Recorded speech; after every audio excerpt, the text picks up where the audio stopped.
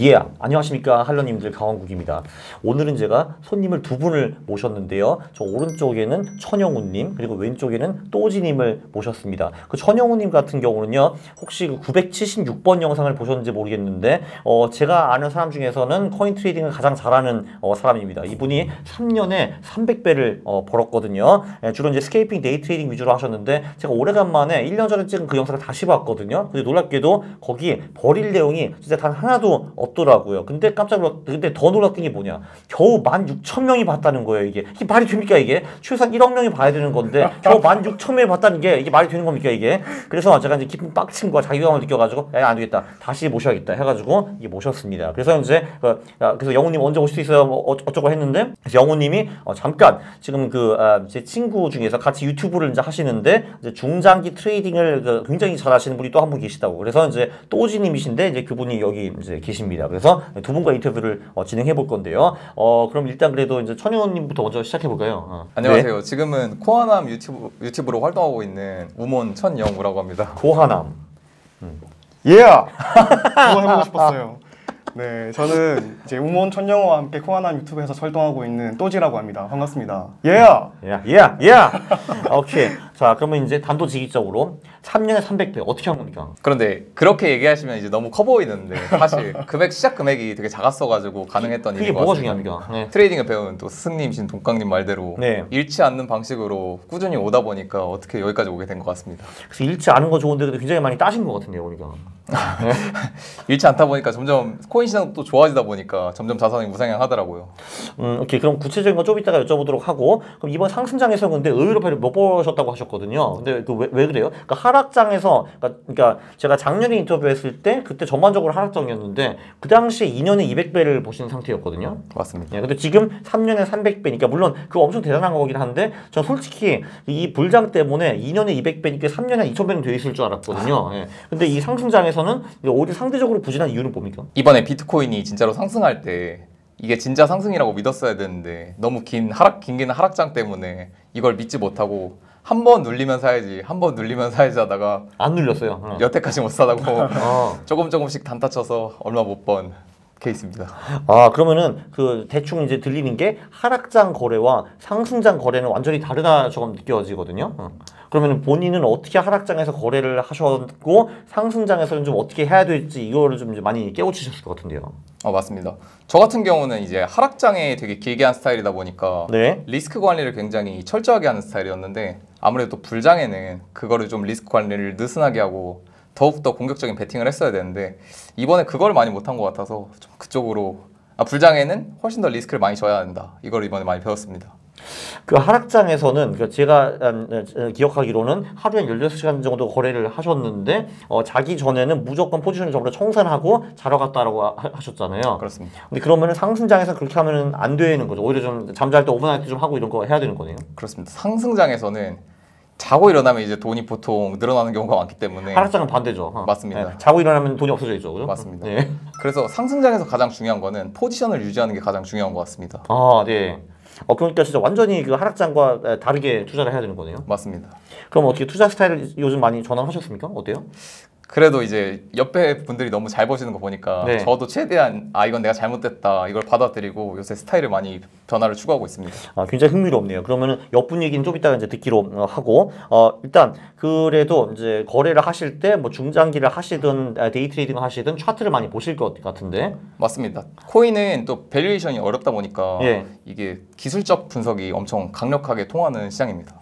그러면은 그 수많은 패턴 중에서 이제 우리 유저들이 그러니까 이게 보시는 분들 중에 초보들도 굉장히 많으실 텐데 좀 쉽게 사용할 수 있는 그런 패턴이 뭐가 있을까요? 제가 가장 자주 쓰는 걸로는 쉽게 말씀드리면 전고점이랑 쌍바닥이 있습니다. 전고점과 쌍바닥. 네. 네. 그 쉽게 얘기하자면 결국에 차트의 지지 저항을 이용해서 그 중요한 변곡점 라인들을 짚는 건데 네. 전고점은 차트의 굉장히 강력한 저항선이고 쌍바닥은 차트의 굉장히 강력한 지지선입니다. 네. 그래서 그쪽에 선을 그어놓고 그 명확한 기준을 삼아서 그거를 이제 돌파하면은 나도 같이 사고 거기에 지지를 받으면은 나도 같이 산다든지 그 전 고점을 뚫으면은 강력한 저항선을 돌파하니까 나도 거기서 같이 매수에 참여한다든지 아, 네네. 이런 기법들을 주로 쓰고 있습니다. 그럼 혹시 그거를 좀 차트로 보여줄 수 있나요? 네. 네. 제가 자주 하는 네. 제가 되게 좋아하는 돌파 매매인 전고점 돌파 매매가 있는데 네. 이번에 자주 했던 이번에 또 솔라나 계열로 되게 시세가 좋았던 네. 피스네트워크라는 종목인데 오케이. 네. 보시면은 여기도 이게 상장하고 나서 네. 신고점을 뚫자마자 네. 지금 위로 거의 딱 갔네요. 네. 53% 지금 수익이 났거든요. 낭만적이네요. 네. 예. 그래서 그럼 여기 보면은 그러니까 여기가 이날 신고가를 돌파할 때 이때 딱 들어가신 거죠. 그렇습니다. 그럼 여기서 50%를 쫙 먹고 이제 나온 거군요. 다 먹지는 못했는데 다 먹지 못해. 이런 그죠. 자리에 들어가는 걸 좋아합니다. 네, 그죠. 그래서 네. 이런 자리들은 되게 명확하게 선이 그어져 있기 때문에 그죠. 예. 되게 초보자분들도 쓰시기 되게 쉽지만 강력한 자리입니다. 하긴 그러네요. 그 신고가는 진짜 뭐 누구나 다 보니까요, 그죠? 네. 이런 신고가 매매도 있고 여기 또 폴리메스를 보면은 폴리메쉬. 네. 이번에 예. RWA란 그런 테마를 타서 굉장히 잘 갔던 종목인데 예. 이런 것도 정확히 전고점만 돌파할 때만 매수를 했어도 아, 거의 네. 한 단기 시세가 한 20-30%씩 먹을 수 있는 그런 되게 손익비가 굉장히 좋은 자리입니다. 낭만적이네. 어쨌든 그러니까 이렇게 최고점 돌파할 때 이때가 이제 딱 좋은 거고 이거를 사실 이제 저희 같은 사람은 백테스트를 해야지 막 직성이 풀리는데 근데 이제 영훈님 같은 경우는 3년 동안 이런 거를 거의 뭐 수만 병 거래하면서 이제 백테스트 결과가 자동으로 쌓였을 것 같잖아요. 맞습니다. 그럼 이제 저렇게 신고가 돌파를 할 때 보통 승률이 어느 정도 돼요? 제가 볼 땐 보수적으로 잡아도 한 65% 정도 되는 것 같습니다. 65% 정도. 네. 그럼 이제 그리고 심지어 손익비도 뭐 되게 좋은 거죠. 3, 4 이 정도 되겠네요. 그렇습니다. 밑으로는 마이너스 5%, 크면 한 그때 10% 손절하고. 정도 네, 네. 되는데 음. 위로는 20-30%는 기본으로 먹으니까 굉장히 네. 손익비가 좋은 라인이라고 볼 수 있습니다. 아니 이거 보니까 데이트레이딩 되게 심플하네요. 그냥 딱 이렇게 기다리고 있다가 그 신고가 돌파할 때 띡 들어가가지고 이제 5% 떨어지면 팔고 20%도 올라가면 또 팔고. 그렇습니다. 이제 아무래도 되게 간단하네요 이거. 예.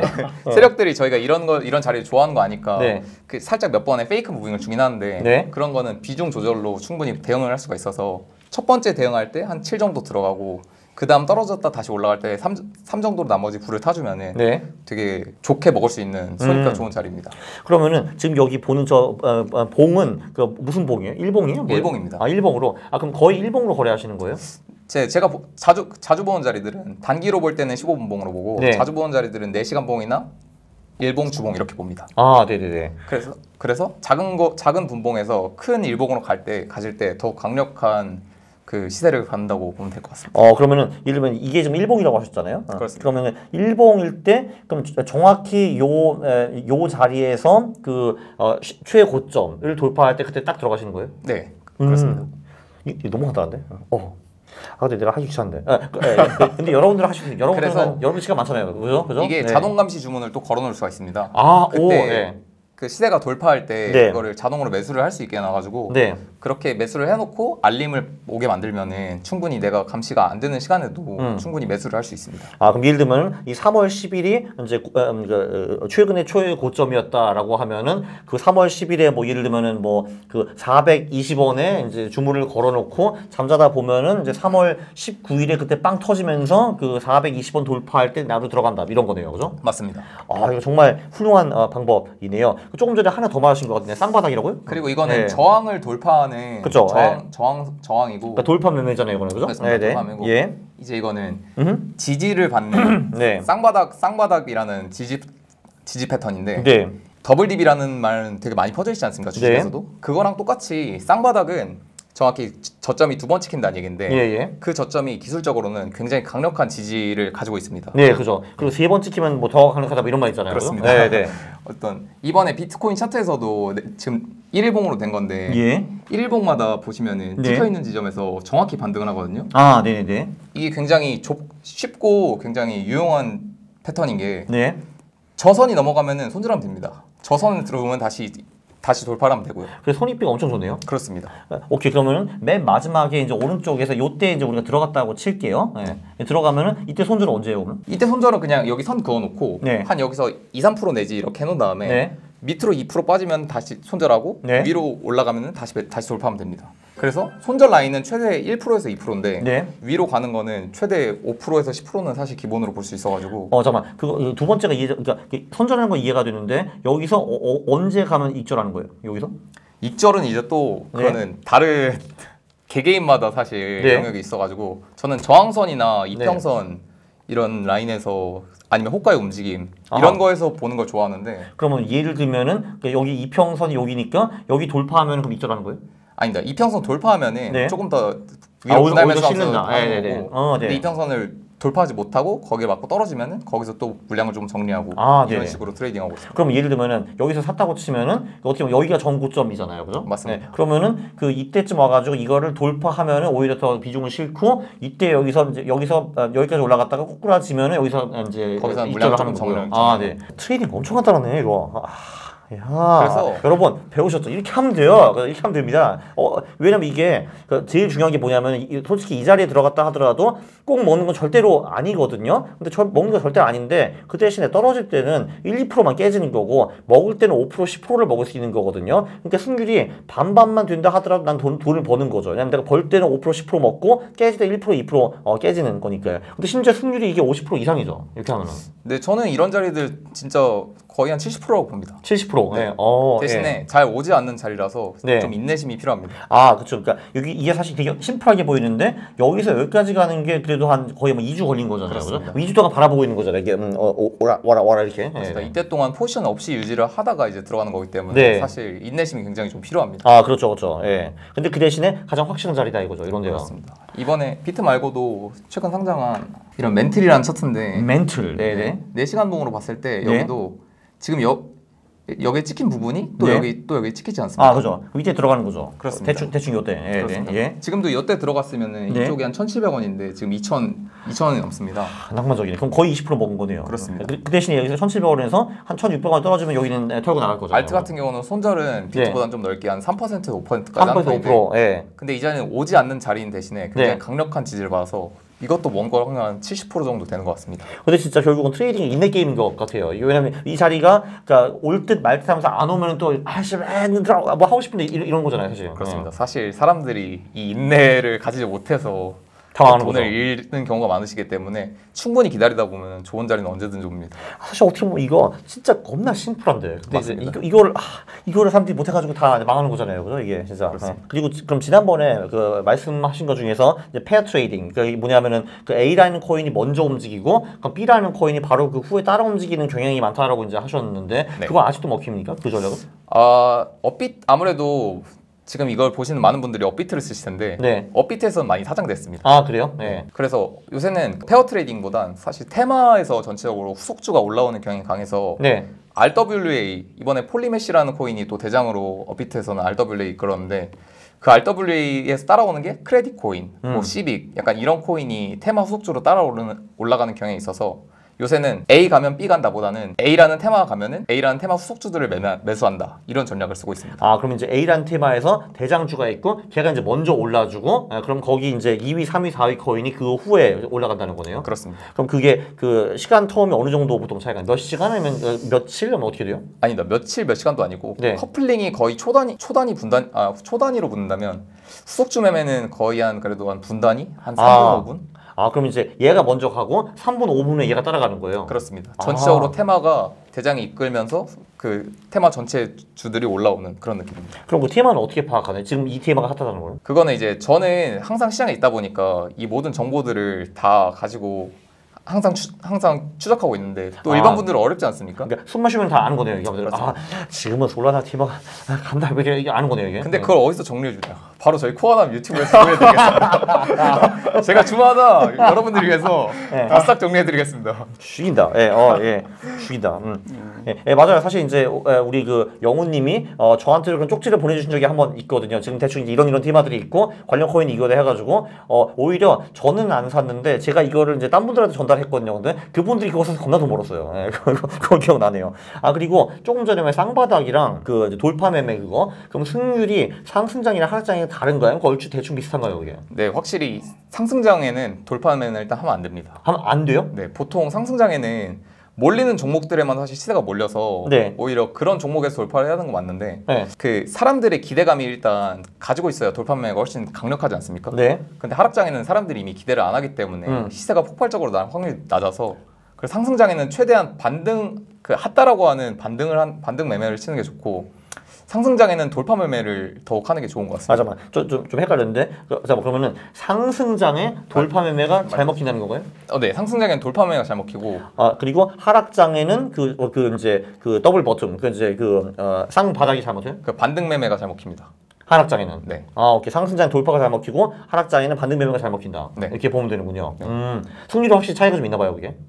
그렇습니다. 하락장에는 돌파 매매하다가 저도 부러져 본 적이 너무 많아가지고. 그치. 돌파를 하는 것 같았는데 해가지고 힘이 안 실리니까요, 기본적으로. 그렇습니다. 네. 아무래도 기본적으로 거래 대금이 부족하다 보니까 네. 그 충분한 힘이 실리지가 않아서 그렇습니다. 굉장히 좋은 정보네요. 어쨌든 그러면 지금은 상승장이니까 돌파 매매 위주로 많이 하는 것이 좋겠네요. 그렇습니다. 지금은 사실 매수를 많이 하는 것 자체가 좋습니다. 그죠. 예. 상승이니까. 근데 오히려 이제 본인은 저렇게 돌파 매매를 해가지고 돈을 벌되 그 짧게 오른 다음에 이제 팔고 보유를 오래 안 했기 때문에 그 비트코인 상승률보다 수익이 좀 저조한 거군요. 이거는. 그렇습니다.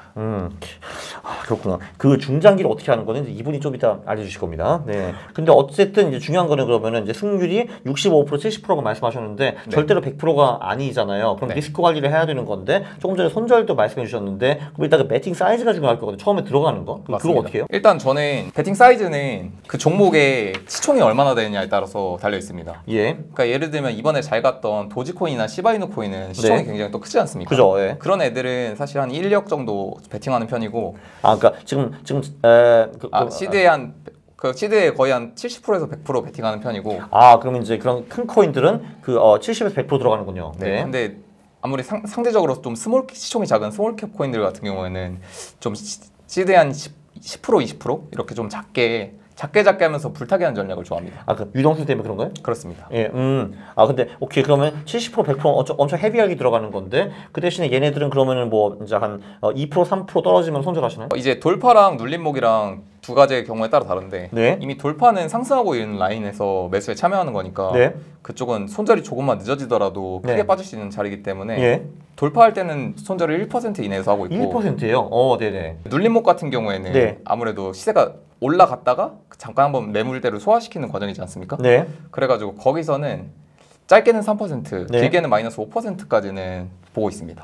그러면은 그 쌍바닥은 어떻게 해요? 그거 눌림목으로 보시나요? 네, 쌍바닥도 어떻게 보면 눌림목이지 않습니까? 네. 그래서 쌍바닥도 3에서 5%. 네. 근데 돌파는 1%만 손절하시네요. 그거 엄청 타이트하네요, 그거는. 왜냐하면 이제 돌파는 사실 스케이핑의 영역이기 때문에 네. 돌파는 진짜 조금만 늦어지더라도 막 마이너스 3%, 5%가 쭉 빠진다요, 그죠? 밀리는 게 네. 진짜 네. 순식간이라 조심해야 됩니다. 네. 그러면은 이제 조그만 코인들은 이제 그러면 이제 사가지고 그 돌파했는데 계속 오른다 하면은 계속 이제 불타기를 하시는 거고. 그렇습니다. 네. 그럼 그것도 처음에 10% 20% 소위 가볍게 시작했다가 나중에 70% 100%가 되는 경우 있나요? 그렇습니다. 이게 아무래도 단기간에 파워를 엄청 강하게 받으면은 네. 돌파를 하고 일단 보유는 계속 하는데 네. 눌리는 구간에 그쪽에서 불을 탑니다.